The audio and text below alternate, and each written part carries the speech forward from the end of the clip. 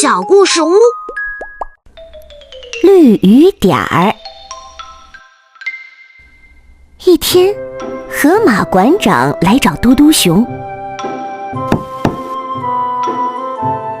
嘟嘟熊，珍宝馆要展出一朵稀世罕见的宝石花，用什么办法才能防盗啊？这是要展出的宝石花和布展图。这是个艰难的任务，我可要好好想想。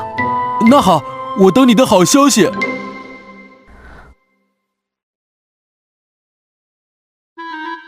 嘟嘟熊苦苦思索，走路吃饭时在想，连洗澡时也在想。当他望着花洒时，突然叫起来：哈，我想出了一个好办法。名贵的宝石花展出了，7个花瓣有7种颜色，其中一个花瓣上还镶着一颗珍珠做成的大露珠。大家都在七彩花前拍照。呀，真漂亮啊，好闪亮啊，晶莹剔透的，真好看。好好看。傍晚时候，一只长尾猴悄悄来到宝石花前。等到猎狗警卫巡视别的展馆时，长尾猴冷笑一声，后退几步，突然甩出长长的尾巴，一下子卷住了花瓣上的珍珠。嘿嘿，珍珠是我的啦！没想到宝石花下面连着机关，珍珠刚一被触动，警铃响起，一个花洒从屋顶伸下来，喷出许多绿色的小雨点儿，落在了长尾猴的尾巴上。不好！站住，别跑！快抓住他！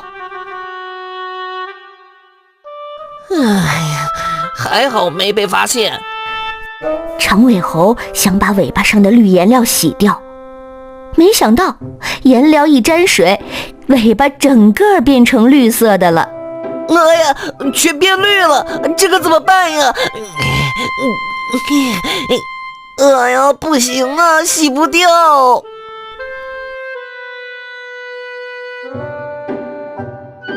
长尾猴得知嘟嘟熊有一种万能清洗剂，什么颜料都可以洗掉。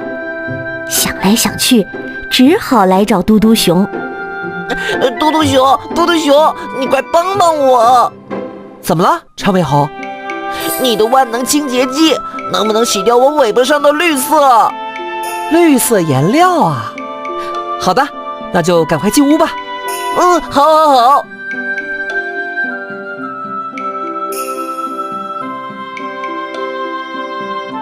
河马馆长和猎犬警卫也正在嘟嘟熊家里等着他呢。长尾猴自投罗网，只好老老实实的交出了大珍珠。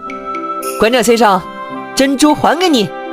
哎呀，真是太好了，不愧是嘟嘟熊大侦探，还是你有办法，谢谢你。不用谢。小朋友们，今天的故事就讲到这里啦。如果你喜欢红袋鼠的故事，可以请爸爸妈妈帮忙点一下右上角订阅小故事屋，这样就能第一时间听到新故事啦。